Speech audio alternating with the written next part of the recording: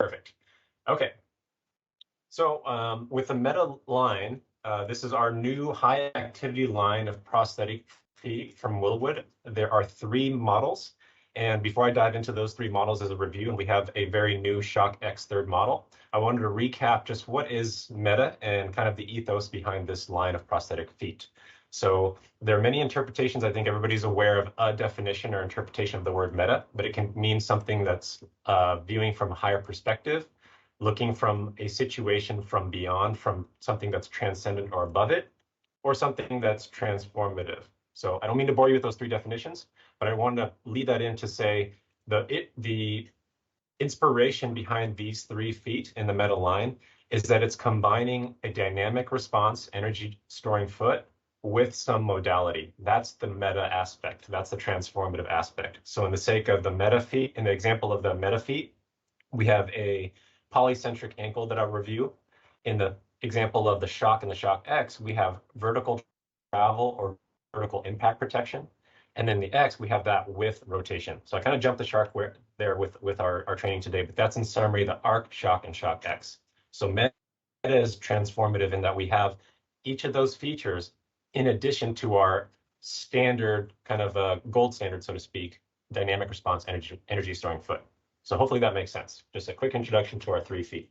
So starting with the ARC, I'm going to run down on some features here. All 3 of the Meta feet have this in common, what's this? This is the unibody design. So it's meaning that the carbon, excuse me, the carbon foot itself is a single piece of carbon, unibody. There are no rivets or hardware that kind of hold the heel and keel portions together. So with that eliminated, where I think all of us are accustomed to at the toe in many foot designs, the heel and keel are, there's a junction or they're unified together with some sort of bolt, screw, wraps. And so I'm pointing out that in this case, it's a single piece.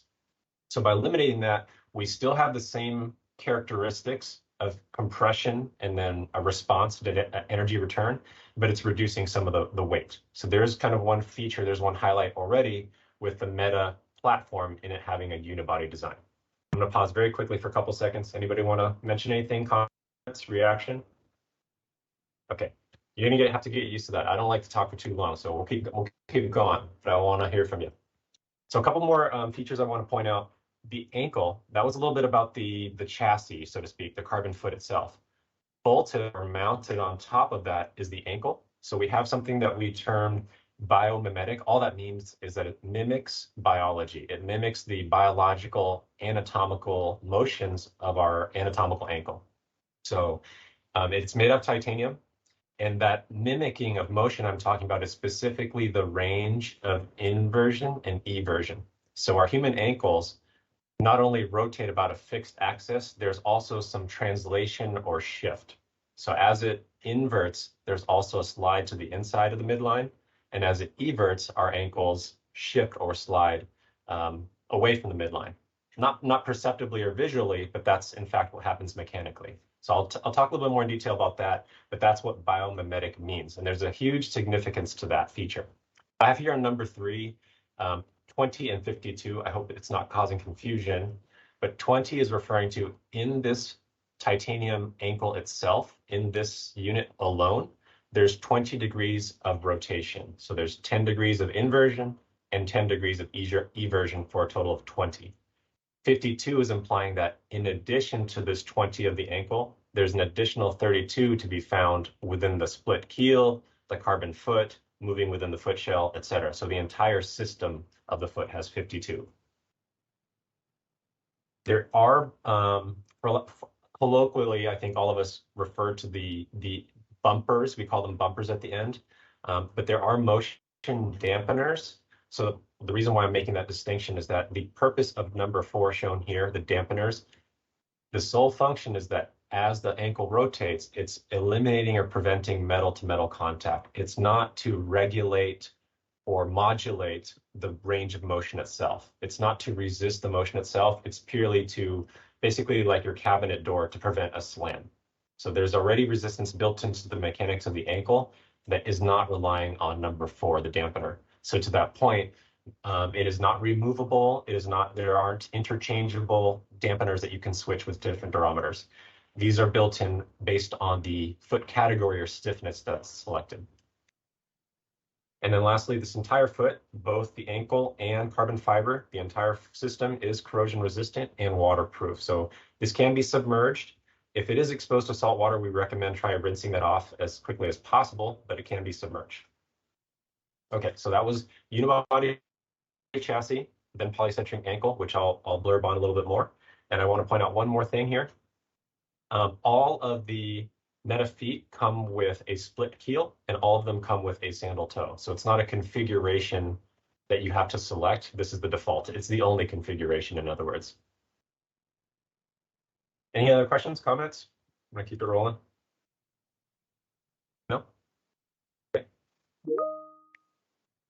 So I want to show you a couple show and tells. As you can see, this kind of speaks for itself. I mentioned that there's 20 degrees of rotation available in the ankle, and then an additional 32 for a total of 52 in the system. Eliminating the numbers, okay, eyeball test, it moves a lot. That's what I'm trying to show you here.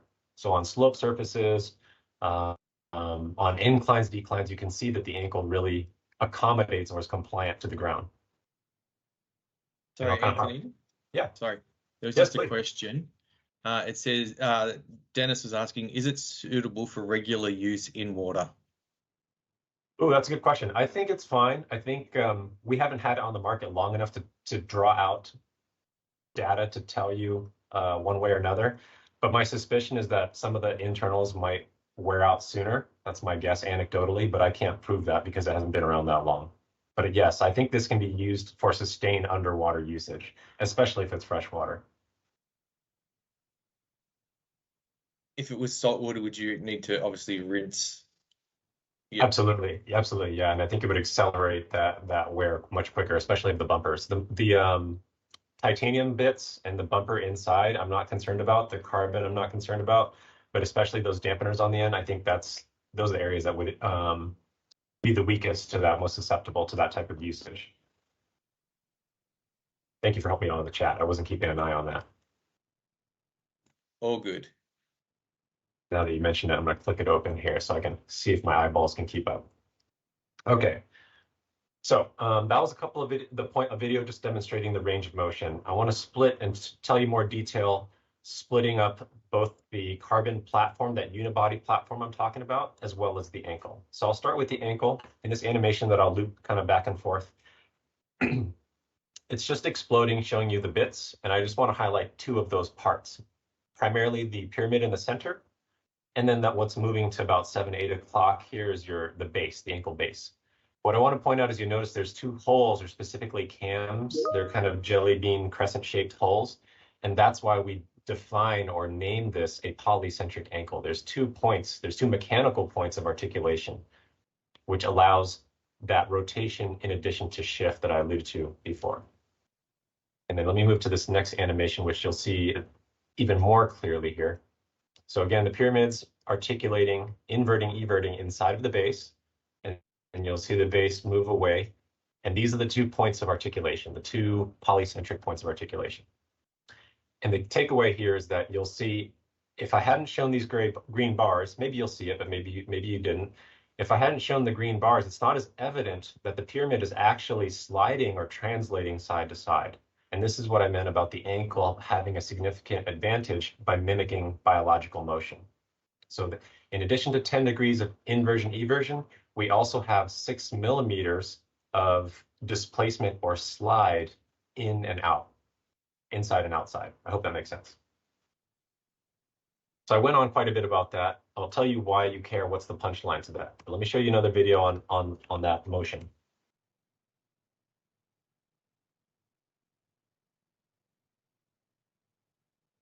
So you saw earlier on the foot with that patient model stepping on the slope surface, and you can kind of see here just the isolated mechanical 10 degrees of inversion itself, or eversion, depending how you want to look at this. Okay. But here's the takeaway message. So I already said this is not a single point of rotation. So it's kind of eliminate that thought process from our minds of a single access foot. We're accustomed to having any mechanical hinge being a fixed point of rotation. So it's not a fixed single point of rotation. I already said it's two. It allows rotation or roll and gliding, much like our femur on top of our tibia. And here's the takeaway message. So on the left, I said it's force decoupling here, that bullet that highlighted. I'm going to go backwards and I'm going to ask you to look at the figure on the right. I'm going to cycle this back and forth and you'll see the arrow dance between pointing to the right and left. What I mean by force decoupling is it separates the ground reaction forces that influences or act upon someone or the prosthetic leg itself. That's the least amount of words I can use. So it separates, it decouples the forces or the destabilizing forces that act on someone's socket or residual limb. So how does that work?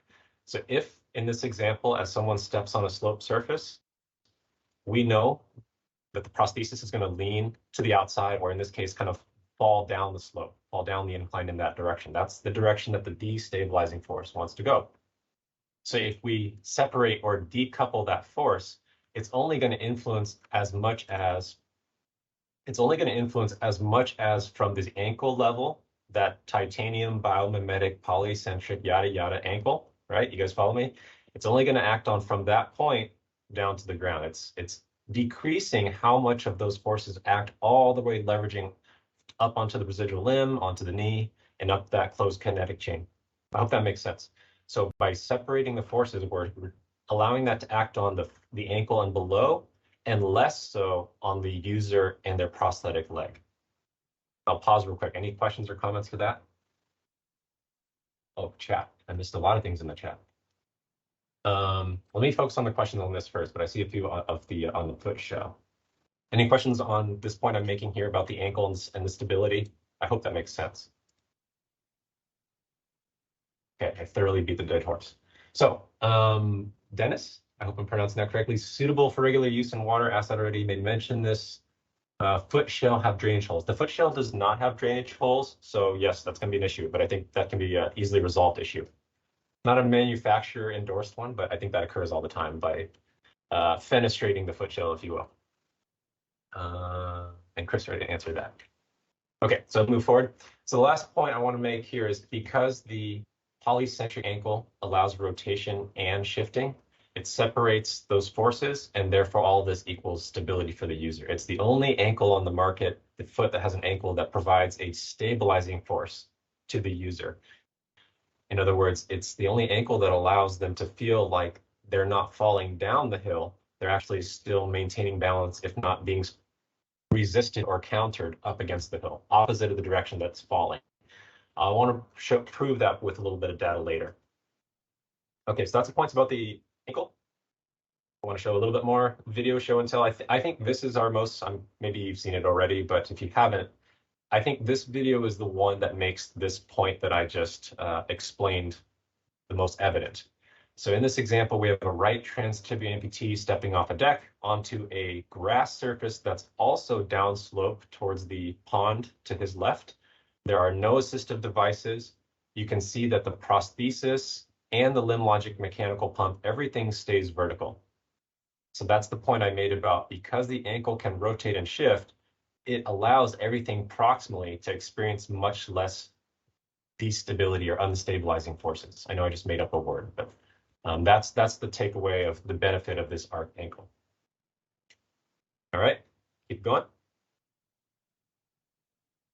A couple more show and tell videos, different surfaces. So this one is on the left, we see on a slope to gravel, which you guys saw already. And then on the right, I just want to show another example of just on gravel.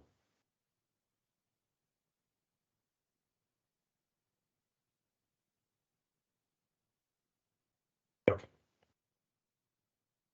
And as if I haven't shown you enough, one more, I promise this is the last one, just in the opposite direction. I don't know if this is Z plane, Y plane, but we went across the grain, then now we're going just straight perpendicular against it. So just up the hill, you can kind of see it's really forcing the user to have volitional control of the prosthesis, but the ankle you can see helps that with the uneven, irregular surfaces of the dirt and the grass here. Okay, so that was me explaining a little bit more about the ankle, the arc aspect of the meta arc. Now I'm going to switch over to the meta part of the meta arc. If you haven't had, if any of us on the call haven't fit already or had your hands on the foot, I like to include this video just because at a trade show we always pick up the foot and twist it, torque it, bend it, manipulate it, just to see anecdotally how the carbon behaves and make kind of a judgment on that. But short of having a foot in hand, I like to have the video just so you can see how this bends. One thing that some people observe is, as you can see, when the heel compresses, there is a small open area in the middle between the heel and keel. And there's also effectively a second pivot point, a second rocker almost towards the heel. And this is by design. So this kind of creates some of that energy return as all meta feet don't come with the heel wedge. So some of that pivot point that is normally part of the design from a heel wedge, a urethane bumper, something that's put in there in the back, that's occurring here at this contact point.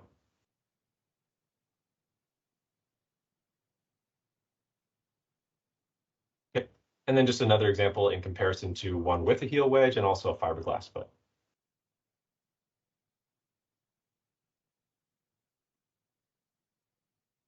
Any questions, reactions from anybody?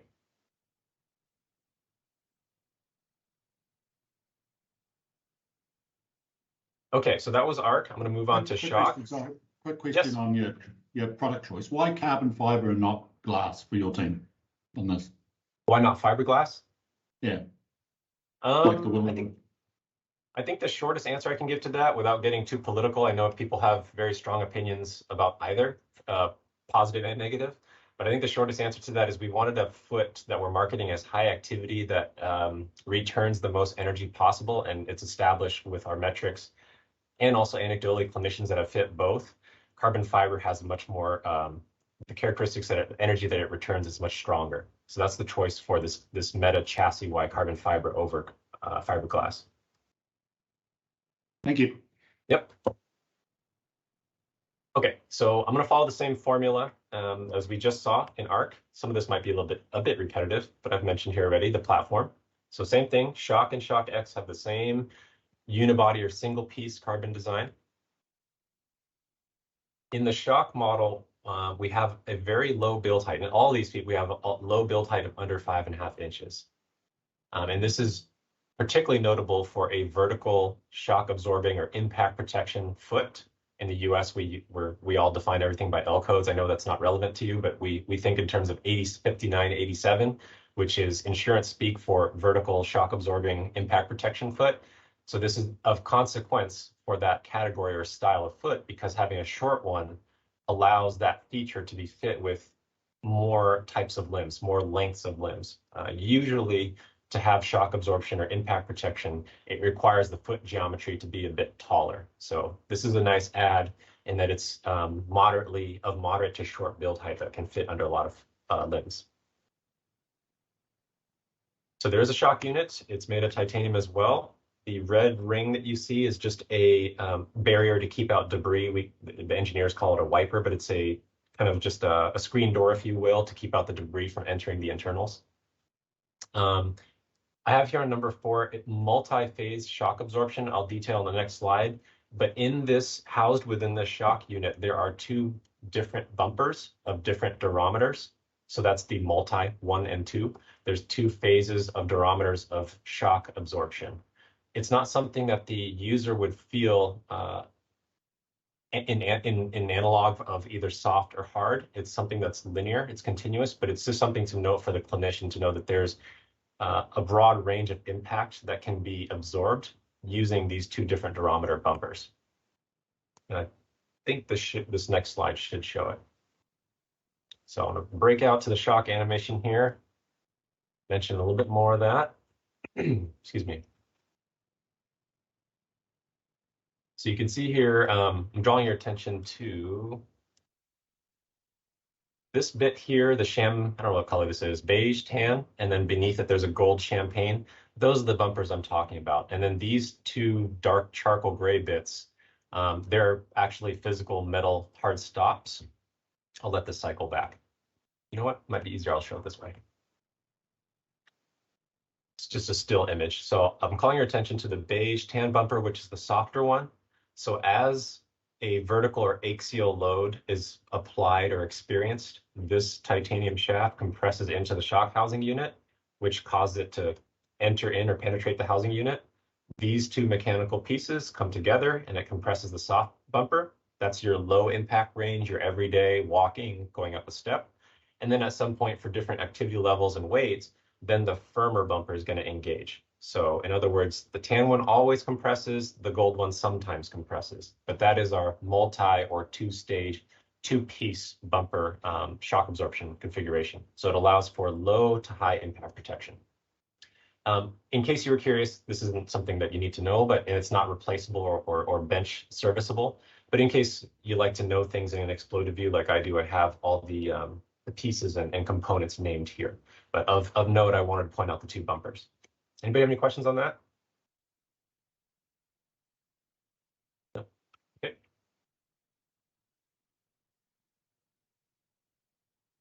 And then so just in isolation, we took off the shock absorbing unit itself and just put it in an instrument machine just to physically do the IKEA test, so to speak.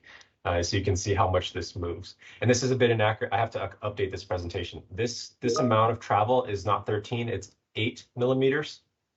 So I apologize, I haven't updated this. It's 8 millimeters, not 13. But the reason why it's noted here is I mentioned that for vertical shock absorbing or impact protection feet, having a low profile, but yet a great amount of travel or vertical displacement is an advantage. So the key here is in a short, low profile foot, we're still having the physical mechanical amount of impact displacement or travel vertically or axially. That's what I wanted to highlight out of this. Sorry, Anthony, there's a question in the chat. Yes. I think is relevant to where you're at. Sure. Hi, Edwin. Do you generally keep the prosthesis longer with the Metashock given the vertical displacement? Nope. That's a very good question. So I think many of us are accustomed to what I said earlier, using feet, specifically C or exaggerated tall J feet, knowing that because that carbon is going to compress, that we are over-indexing or lengthening our prosthesis height, knowing that it's going to compress.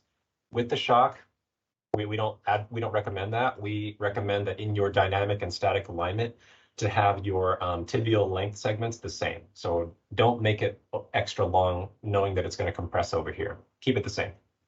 Yeah, it's not the same as like what comes to mind is like All Pro or Reflex or something like that. I hope that answered your question, Edwin. Okay, so in summary, we got ultra low build height, as I said, just under 5.5 inches. Tons of vertical travel, the two bumper design, and that allows for a broad range of impact protection and shock absorption. I'm going to roll through a little bit faster. These slides repeat, and forgive me that I didn't trim some of the fat here. Okay, but I wanted to show you the same characteristics of the carbon fiber foot, that unibody. No one's asked, but if you are curious, I mentioned that the unibody design does not have bolts and hardwares, obviously, you don't see any here. But then the question, it begs the question, how does this stay together? Because it still, in fact, is one piece of keel on top and one piece of a heel carbon on the bottom. So in the manufacturing fabrication process, there are, in other words, hole punches or paper hole punches through both segments. And then there's a carbon rivet that's put between them, that's a press fit. And then it's combined with resin, and that's laminated over. So in less words, they're combined with carbon rivets. So there is a physical connection or attachment, but it's not the conventional bolts or hardware. So it keeps this much lighter. All right. So Shock X. Same thing, guys. I said it's very formulaic, but this is the third time. So if you don't remember after this what unibody means, shame on me. All right, so unibody design. It's the same, similar build height. It's just around under 5.5 inches. The only difference with X here that was released, our Shock X released, I believe it was just in the middle of July. We have the addition of rotation or torsion. I don't know what the common term is that everyone uses in that community. There's no consensus over here, but It's the rotation of the pyramid I'm talking about, this aspect here, within the shock unit. So not only does it travel up and down that 8 millimeters, it also rotates. How much? It rotates 20 degrees counter or anti-clockwise and another 20 degrees clockwise. So the total amount of rotation is 40 degrees. All right, and let me show you some more animations and videos of this. So keep your eye on, it's a little hard to see because it's the lack of contrast, but when this loops back again, just keep your eye right here on the pyramid. There you go. Now you can see the rotation. So what's happening here is, what's the yellow, what's the red stuff? The yellow piece, let me jump to, here's more vocabulary if you want it. What I was showing you in that previous animation, the yellow piece, think of it as a index or a key on the spot. You know, like when you make a Symes door or something in our sockets and we key in that door so it fits into place. Or if you have like a flexible inner and you key in a sticky back Velcro so it slots into the socket, think of this yellow torsion adapter as that. It's attached to that cylinder, that titanium cylinder, just like our shock, the vertical travel cylinder piece. However, this yellow piece is what rotates, and as it rotates either in clockwise or counterclockwise direction, it compresses the red parts, and the red ones are the bumpers. So I believe, if I remember correctly, what the engineers told me, there are two different durometers based on the category of foot, the cutoff, the threshold being 5 to 6. 5 on down is one durometer, 6 on up is another firmer durometer. So as this cylinder rotates, or pistons, it's compressing that red bumper. And that's what is the controlled or restricted movement of rotation of that 20 degrees of rotation. Hopefully that wasn't more information than you wanted to hear. Is MetaShock X waterproof? Yes, all of these feet, all Meta feet, Arc, Shock, and Shock X are submergible, corrosion resistant, and waterproof. But again, if it's an everyday use of salt water, I would anticipate it may wear down a lot quicker. I can't prove that because it hasn't been around for the 3-year warranty, but that's what I anticipate. I hope that answered your question, Dennis. And Nathan, this is the art of killing some dead air on radio. I don't know if you guys are a big podcast fan, but I admire the people that can fill some air. I'm buying you some time, Nathan. Type faster. There we go. All right, so some more videos. Keep an eye on the set screw on this tube clamp, and I'm just showing you more of the rotation. So this is just in one direction. You can see the 20 degrees in one way and 20 degrees in another way.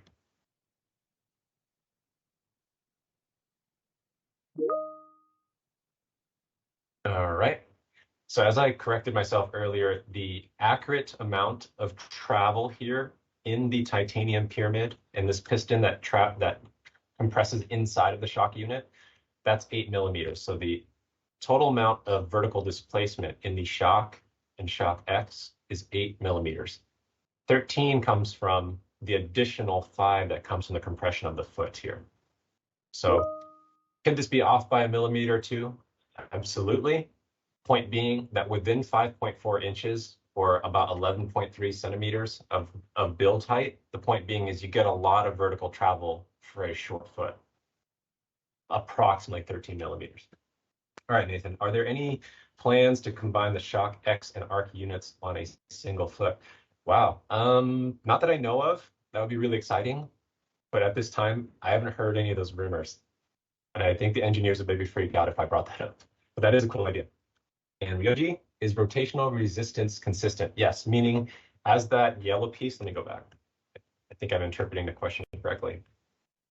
So as this yellow piece rotates clockwise and counterclockwise and compresses that red bumper, is it a linear compression or does it get stiffer towards it gets the end? It's relatively linear, but I would say that as you get to the end range of that 20, it's going to be pretty stiff. It's fairly resistant. But to give you a short answer, Ryoji, yes, it's linear. It's consistent. Okay. Let's keep going. So in review, these codes aren't relevant to you, but this is once again, the same meta chassis, the single piece unibody design. Underhide 5.5 inches. We have 8 millimeters at the pyramid of compression with another 5 at the heel. It's the same soft and hard or dual bumper design as the shock, the identical one, and we have that broad range of impact protection.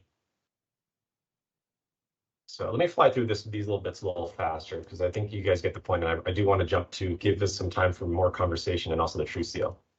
So this is a bit more technical. Yeah.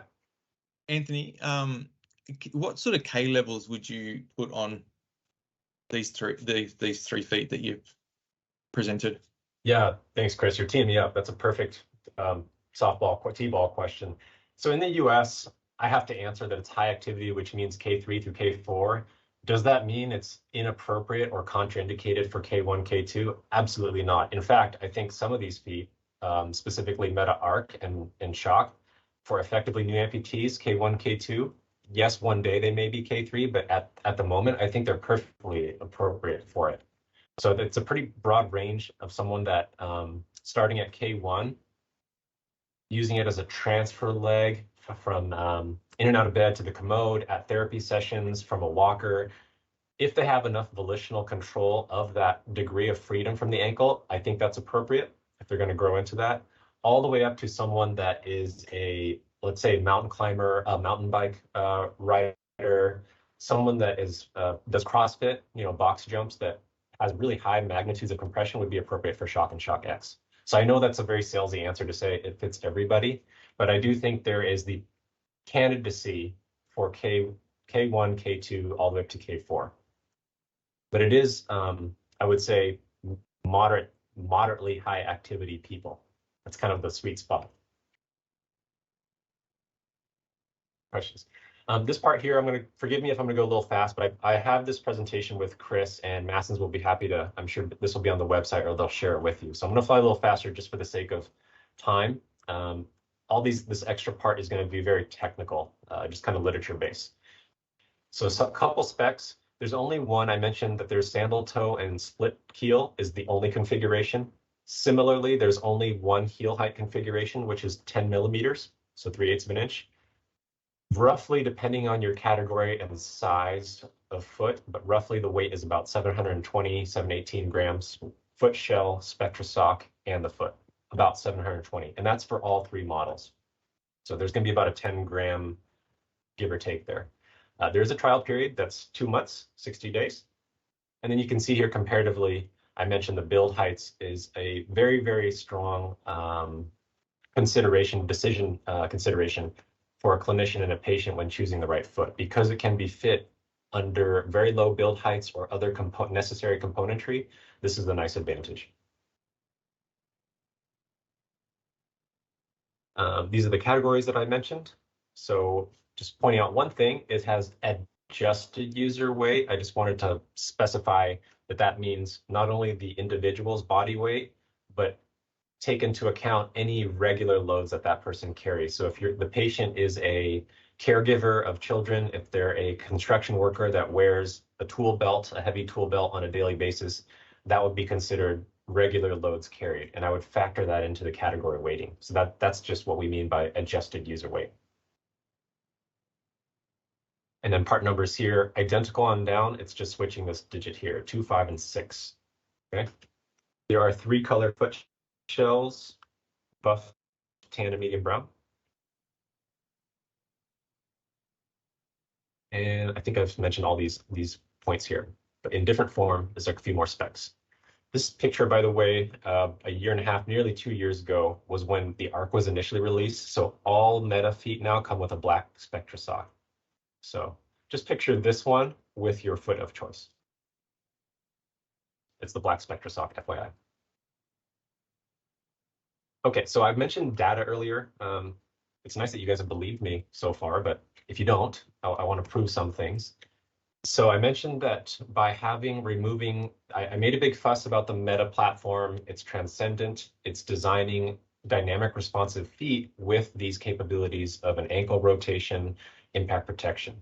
So here I want to show you that in that unibody platform, that single piece of carbon that we've removed the bolts, it still returns the same amount of energy. So I want to underscore, I don't want to claim superiority. What I'm trying to show is that amongst energy storing feet, dynamic responsive feet in this category, it's on par, if not, yes, it performs better. It's the same, even though we've made that adjustment of removing that hardware. So on the left here is a chart showing the energy return from the toe. So approximately 95, 96%. And then on the right, it's just showing at the heel. We have about a little over 97, 98%. So in other words, the amount that we compress the carbon fiber, it's going to deflect and rebound and return around 95+% of the energy that's input. Any questions or comments on that? Okay. So next point I wanted to make, this is specific to the arc. I wanted to point out there's 2 points of rotation. I said it's 20 degrees, and there's it also slides and rotates. What I wanted to show here was that not only does it rotate in the most, but and also shift, it also rotates the quickest. It adapts the most very quickly to the ground. And that is important. It's significant because in school, we always hear the term, or the clinical term, quick foot flat. Like what I think of is a transfemoral amputee, geriatric, short residual limb. You have a safety knee and a single access foot. We need all the components to be in a straight line, locked out, and the foot's flat on the ground. Think of that, everything I just said, and turn it into the coronal plane, in the side-to-side plane. So I'm showing here on the x-axis that just with a little bit of contact, with 20% of body weight, as a user just barely makes contact with the ground, the ankle is already articulating and shifting. It's rotating and sliding to that beyond 10 degrees. That beyond 10 is some of that dampener compressing here. But the point is that there's a very quick slope or motion of that rotation. And you can see in this green range of the other competitor feet that have multi-axial motion, whether by the carbon, whether by bumpers, other mechanical bits, whatever the mechanism that they achieve ankle motion, you can see that not only the magnitude isn't as great, but also not as quick. So we have quick foot flat with a very broad range is what I'm trying to communicate here. So that was specific to the arc.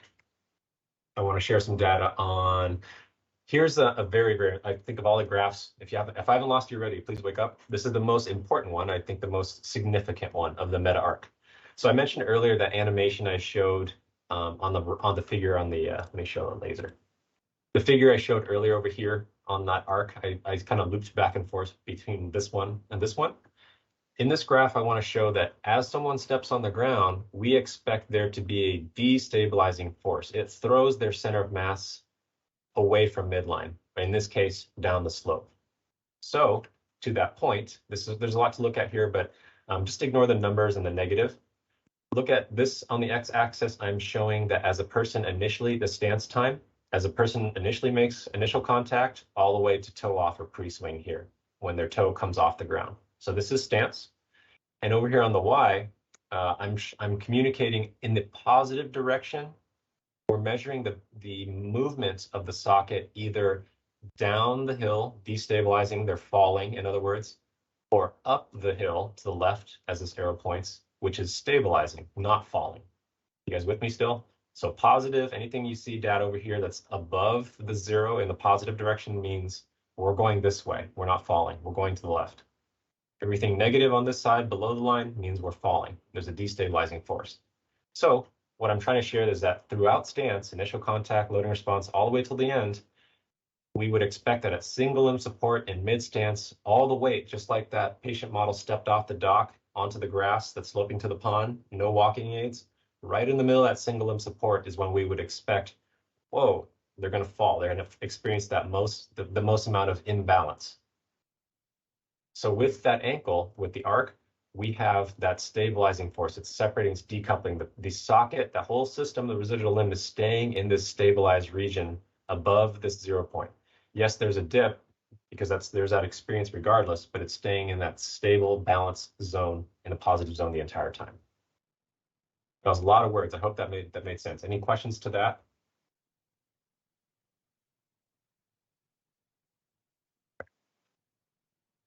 Give you a few seconds to digest if there's any questions. So the point being is that I mentioned decoupling. The arc ankle has a decoupling of forces, and I wanted to prove here that in this example of a slope, it separates the forces and allows the whole system, the user, to remain stable.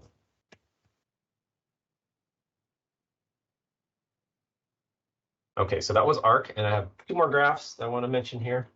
I mentioned that the shock and shock X, all of the feet, but specifically shock and shock X, I said that they're short feet, and that's significant for shock absorbing impact protection category type feet. So in this graph, I'm showing that for the competitor feet that we compared in this category, it has the most amount of displacement, that 8 millimeters I showed. And then when you index it against build for build height, so even taller feet, there's even more amount of travel. Right. So in this quadrant, kind of it's not a Venn diagram, but I forget the term. Maybe somebody can help me out. But it's showing you that as we go down, it's a very short foot. If we go up, we're talking about a tall foot. If we go to the right, we're plotting feet that have a lot of compression vertical travel. And if we move to the left, if it's plotted somewhere here towards the left of the screen, we're talking about a foot that doesn't squish very much, that doesn't compress very much. So I'm showing here that in comparison to the competitor feet we had in this category, the meta shock is plotted as a very short foot with a lot of compression, a lot of displacement, vertical displacement, 8 millimeters. All right, so those were a couple data points. You guys got ahead of me. So I've mentioned that it is waterproof. Cleaning is very easy. We can use compressed air and just saltwater-free water to clean out debris. Alignment for all three models, ARC, Shock, and Shock X, is identical, which is with the pyramid top level, with a bubble level, meaning you have 10 millimeters somehow accommodated here. You bisect the pyramid in both sagittal and coronal planes. That's it. So I communicated this a little bit earlier. I think, Chris, you asked me, but I'll maybe just summarize again. It is a generic kind of catch-all answer, but I think for me, take away all these words. I have a spectrum listed here that with the Meta Arc, we in the American market, we position it for high activity K3 to K4 level users, whether it's a immediately post-op or effectively new amputee. In either case, I think that's appropriate. Specifically, someone that is rehabilitating or learn to work their fine-tuned muscles, their balance stability muscles. This is extremely appropriate all the way to the other end of the spectrum in this grouping here that I have, which is the someone that already has that, but also tests the mechanical function of the ankle on like a roofer or on sand, on uneven surfaces, somewhat of an extreme user. So that's kind of the spectrum that I have outlined here. And this can exist, we can acknowledge, for anybody between K1 through K4. All right, I'm going to jump ahead here, but I think the same thing for a clinician. I'll highlight just this point because I know L codes are irrelevant to this market. But in the middle, I want to highlight this, which is, I made the analogy earlier of we clinicians always think of a single access foot, not because it's an amazing performer, but basically because it's safe. Why is it safe? That's an intuitive thing we understand and we agree with. That's the standard. That's best practice. And it's because that foot immediately comes flat. There's surface area. There's contact with the ground. So using that same principle, similarly, a clinician looking for an option to consider for their patient that needs foot flat in the side-to-side plane, this is where it's ideal. And again, K1 through K4, I think that's appropriate. So that was ARC, and then Shock X. I don't want to repeat myself. I don't want to echo you guys. I think you guys are with me so far. I'm going to judge by the very smooth engagement. Same communication I'm making here is to our American market, it's a high activity. It's probably more true because with impact protection, we're talking users that have more vigorous use through their foot and prosthetic systems. So it may lean and skew more towards high activity K2 and then definitely K3, K4. But this can fit a very broad range of users as well. All right. So in all these cases, it's a very good option for these features, and it's transformative, it's meta, because it's not normally found in a package that's low build height that has that energy return. All right. Pardon me. So I mentioned earlier, I alluded to warranty. The warranty for the foot itself is 3 years or 36 months. For the foot shell is 6 months, and there is a trial period of 60 days.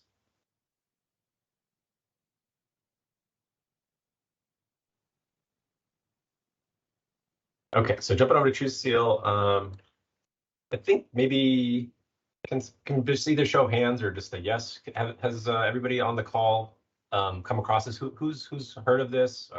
Received a training, read a brochure? Okay, Chris, yes. Anybody else? Okay, I'm going to try to be quick, but if I'm glossing over things that you do want to dig into, just slow me down. Okay, I'm going to presume that in the sake of time, I'm going to presume that the majority of people have had some sort of exposure to the Truseal liner. So Willowwood released the Alpha Truseal back in, I want to say, was it April 2021 or towards the end of 2020, sometime around then. So I'm starting to forget. But it's been on the market for about a little over a year. It's the introduction to a sealing liner. And so the three kind of points or highlights I want to keep citing or reference throughout this training here is going to be its suction, how durable it is, and the most important thing here is the adjustability or volume control. So I'll repeat. The distinction I want to make with the Alpha Truseal liner is its adjustability or volume control. So I'll come back to that. I'm going to go fast forward here a little bit. Hope you guys don't mind. So those are me talking a little bit more about those points about its suction power, its durability, and its adjustability.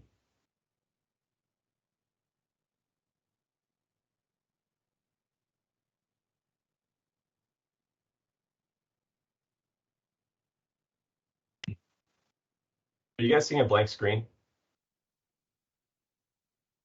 No, we can see AK profile, size 9, silicon, but it's just lines.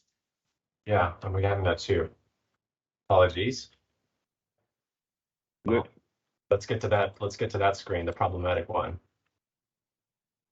There we go. Okay. I think we're okay. Perfect.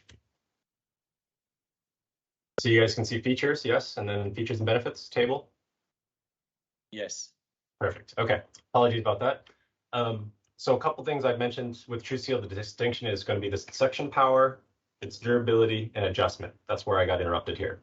So a couple of things I'm running quickly through here is it has fins, seals that are part of the liner itself. So it's integrated. It's not a removable seal. It's not a fin that's reflected. It's something that's directly molded. So in other words, the liner body and the fins are one and the same. This is just part of a shape that's quite literally injection molded into this. That's what I mean about integrated. The exterior, if anybody's used the Medi, back in the day, Medi, now Oser 4 seal liner, it's a very, very similar exterior texture. That's what's referred to by the satin outer finish. The profile, meaning the distribution or the thickness of silicone, is symmetrical. So it's 2.5 millimeters thin at the top and 9 millimeters at the bottom, and that's the same circumferentially. So in other words, it's not thicker in the front and thinner in the posterior. It's the same all the way around. So when the patient goes to roll on this liner, there's no orientation. It's circumferentially uniform or symmetrical. There is a embedded mesh fabric. I don't want to use the term matrix because it's not as firm, but there is a mesh fabric that's weaved into the silicone on the distal end to prevent pistoning, to reduce some of that. The entire liner is silicone. And then part of the adjustability that I'm going to describe more is the volume management pads. And this is different from Willowwood's TPE or gel volume management pads. So mentioned this is what we didn't see earlier here. This is the liner with the symmetrical profile. It's made out of silicone. There are two shapes or contours now. There's a cylindrical offering as well as a conical offering.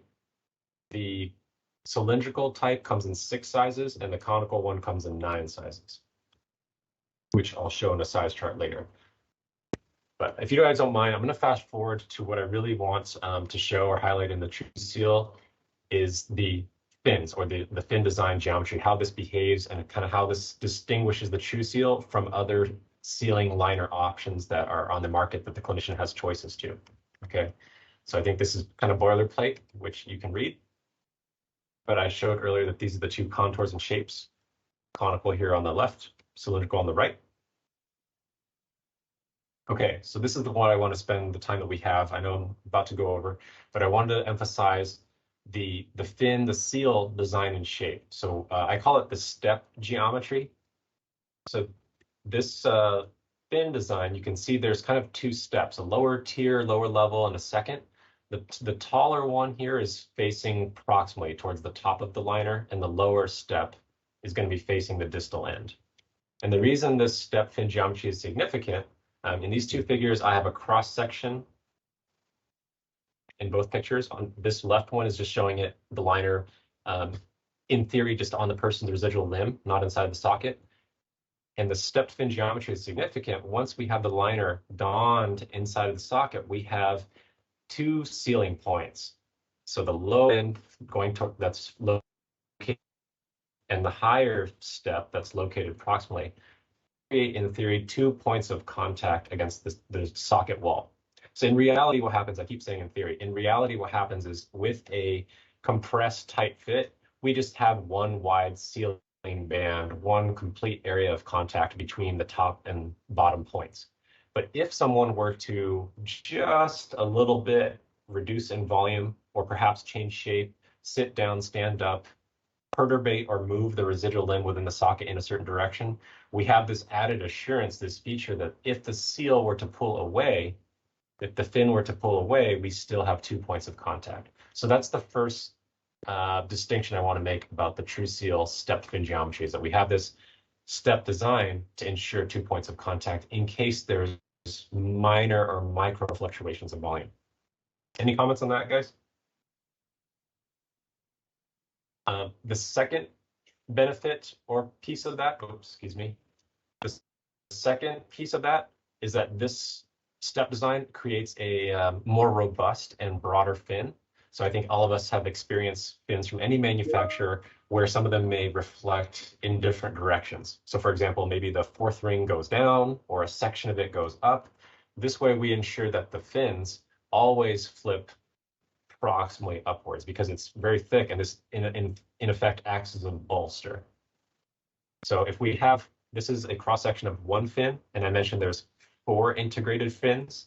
That means 4 times 2, there's in theory at any point possibly 8 points of contact, 8 points of sealing contact around the socket wall. Ryoji Mensch asked, is there are we allowed to use alcohol? Yes, you're allowed to. It won't cause any harm. However, you're not required to. With the Truseal liner, there is no lubricant needed. So it's the patient can simply don the liner and step into the socket. So it's not required, but if out of preference or for any other reasons, if it is maybe extra tight and they're swollen that day, yes, you can use alcohol or any kind of solution cocktail donning aid. Okay.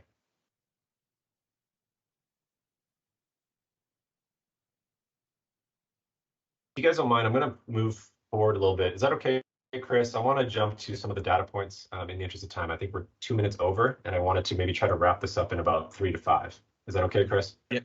Okay. Sounds good. I want to be respectful of everybody's time here. So some of the data points I have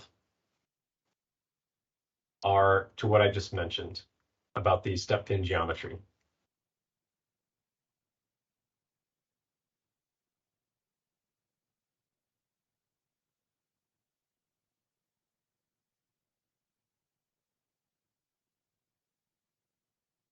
I started off saying that with Truseal, we have suction power, we have durability, and we have volume control. So with suction power, I wanted to summarize that we had a couple test sockets that we had. We started with new Truseal liners. We had definitive sockets. We set a electronic vacuum pump, the limb logic, at 20 inches of mercury. The vacuum level is the same, and we asked the patient to basically have different positions of walking and sitting for 3 minutes. In other words, we're asking them to kind of disrupt the vacuum system to try to move around and see how if the fin or the seal suction breaks. So this shows that with other similar sealing liners, that in the gray bar is showing in the seated position and the blue bar is showing in the walking position, that the seal quality, the amount of vacuum that was lost, was about 8% or 10%, or said positively, affirmatively, the amount of suction that was retained or confirmed was about 90% or greater. And in comparison to the other ones, it's about on par among the stronger options, among the stronger of the suction power. All right, so that's for a couple of data points on the suction. And then I want to talk about some durability. So this is talking about, would that suction, I said they used new liners, would that suction degrade over time with simulating a year or 2 years of use? So they cycled the liners to kind of pre-wear them to maybe perhaps rub off or braid that satin exterior finish, maybe deform some of those fin seals, the step shape that I talked about.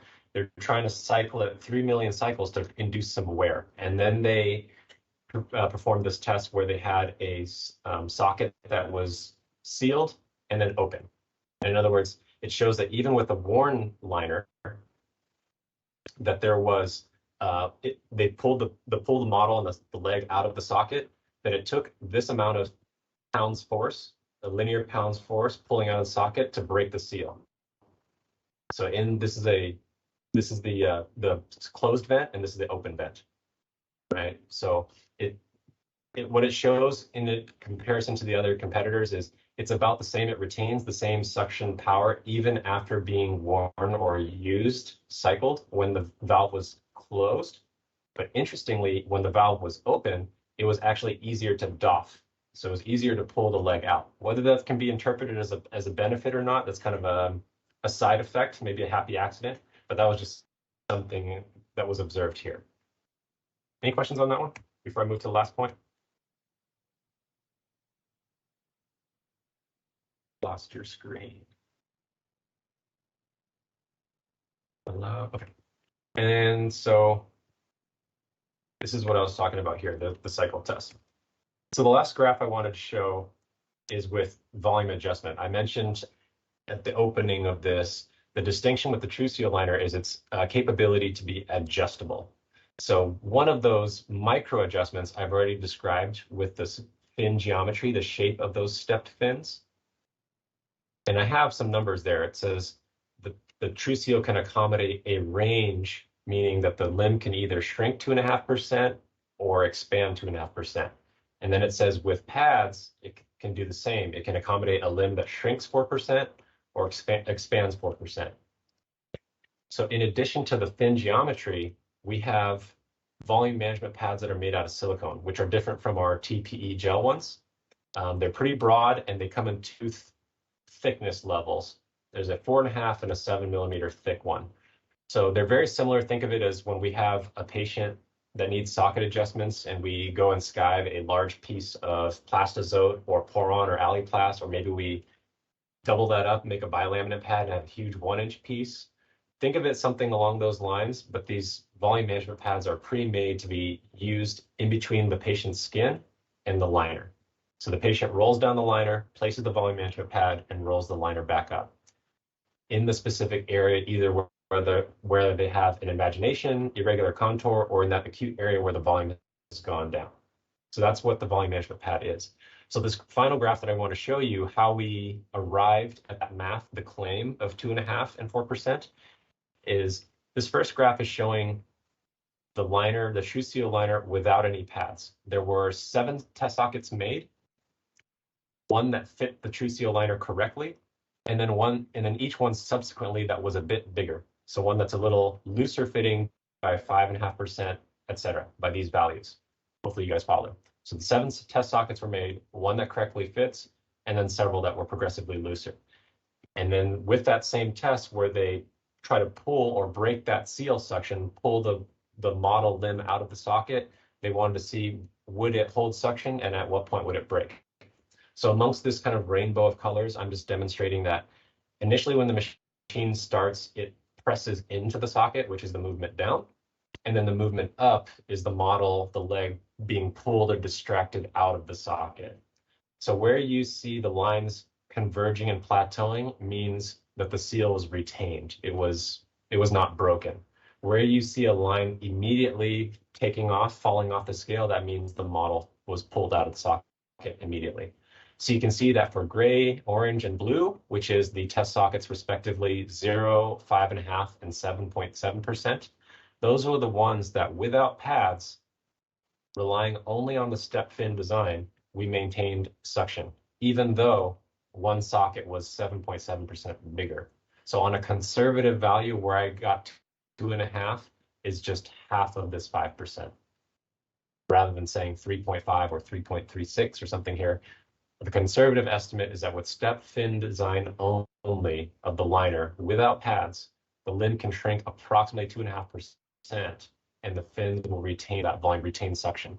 So that sounds kind of maybe aggressive, maybe ambitious to claim, but I think the point I want to make is that we've made an attempt to quantify in a market where there is no quantification. We all know that sealing liner requires minimal to no fluctuation in volume. As soon as your patient changes in volume, either gets bigger or smaller, it's problematic and conventionally considered contraindication for a sealing liner. Use a pin lock, use a lanyard, use something else. So this is an attempt here with the Truseal to, as I mentioned earlier, with volume control or volume accommodation. This is how the liner itself allows some adjustability. Last point is it allows adjustability even greater on a macro level with pads. Same identical test, same sockets, one that fits, then incrementally looser. Now, if we add pads along between that model or the patient's leg and the liner, the Truseal liner, where that modification, that socket was made looser, it shows that these sockets, these ones, maintain seal suction. So I'll just break it down for you. It led up to around here. So everything from the 11% and up did not maintain seal. Everything from the 8.43%, so test socket 1, 2, 3, 4, those one held seal with the liner and with the volume management pads. I felt like I talked for a really long time, but I hope I clarified that point. That makes sense. So we're claiming, we're recommending that there is a range of adjustability with the Truseal liner in a space where sealing liners don't normally offer some adjustability. So with the liner alone, we approximate about 2.5% with the step fin design. And with the liner combined with pads, many clinicians are very accustomed to having socks, half socks, nylon, stuffing socks between the seals and the exterior of the liner. That's an approach. It's not taught, it's not a manufacturer recommended procedure, but I think all of the clinicians, all of us have become accustomed to using that. So I'm introducing another approach, another way to think of sealing liner adjustability, and that is using liners with certain type of design shaped fins, as well as using silicone pads that are placed between the residual limb and the liner.